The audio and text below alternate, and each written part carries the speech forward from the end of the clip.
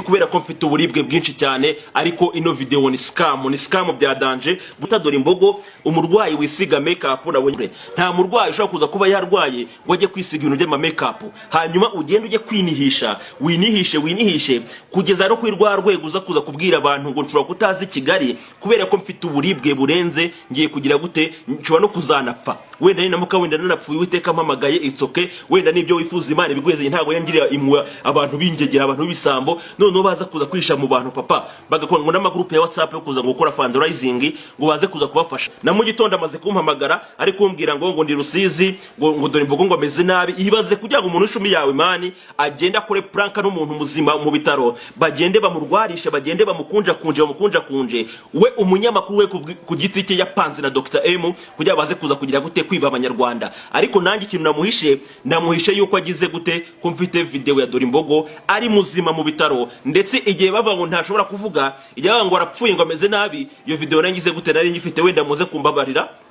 kubera ko wenda ntayirekuye ariko navuga ati ndamutse nyirekuye kano kanya tutarabona wenda video ya Dore Imbogo yirwarishije ntago byaza kuza ko ari byiza yabatereka nze ntegereze kwanza wenda byanze bikunze bazakora amakosa hanyuma manuke bagikibogora niba mara kugera ikibogora bazafata wenda video ya Dore Imbogo yirwarishe niyo mpamvu ubona Dore Imbogo vavajuru umukobwa w'abanyarwanda utakina planka rwose njya numva hari abamusengiza ngo Dore Imbogo ngo ntago yakina planka ariko ubundi mwabaye mute kwisi yabaye isi yabaye danger abo mwita babi kano kanya nibo bantu beza 100% abo mufata nk'abantu beza abo nibo bantu babi 100% mugomba kubanza mukagira gute mukabanza mugatinya mwanyise umugome narabyakiriye mwanyise imbwa narabyakiriye nta kintu ngiye babintwaye kubera ko ngiye ibintu nkora nakazi gafite igihugu akamaro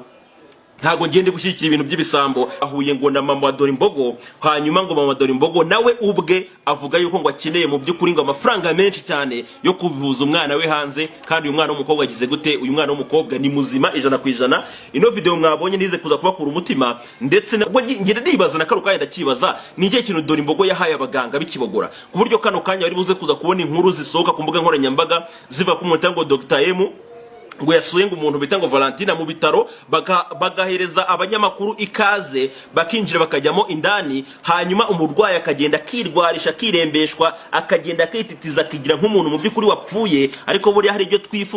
ibyo twifuza anytime wenda Imana ibona ko tubikwirika iti biduhereza ariko ntago naza kwiza kwifuriza wibaza yuko ku munsi w'amatora Dore Imbogo nta muntu muteruye Dore Imbogo ari kwigenza yagiye gutora Duango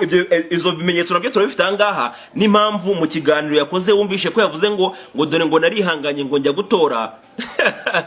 nuko ari sawa buriya mwagomba kuvuga ngo Dore Imbogo ararwaye itsoke akeneye wenda abantu bagomba kumufasha cyane ko nubundi banamufashaga ari na muzima nta n'ikibazo afite bamusunikiraga ubuceri kwera wenda yabaga yakoze akabashimisha rero Dr M ntago byari ngombwa kuri buze kuza gufata ibintu Dore Imbogo umucengezemo amatwa yo kujya kwirembesha cyangwa se mu by'ukuri umujyane ngo ajye kuza kwirembesha ngo mu bitaro ngo by'ikibogora ntarwo ndamenya kano kanya ngo abaganga bashingiye ku kibaye umukobwa ibitaro kubera ko ni muzima nta kibazo afite ni muzima abaganga bikibogora sinzi kano kanya ufatanya bikorwa nk'amufitanye na ba Dr M ku buryo mushobora kuza gufata uyu mwana umupanga nuko mumuziranye ngo ari umustari niba hari mwene wabo wenda wakora wenda wamwemereye ibitaro kugira baze kuza kwiba abantu ariko umukobwa musezerere ni muzima nagera gukora plank agiye kwikorera wenda muri toilette nkuko bajiste babikoze dore ngizo video kuno zimeze